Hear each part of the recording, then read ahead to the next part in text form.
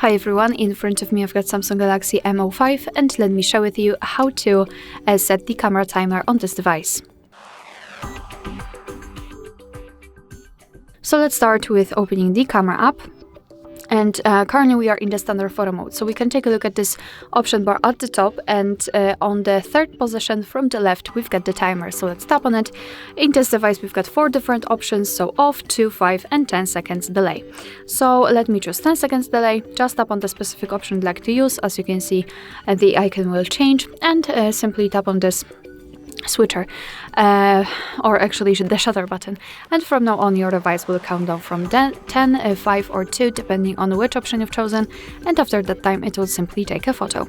Of course you can turn this option off just by tapping on this icon and tapping on this icon on the very left, and from now on your device will take photos right after touching the shutter button.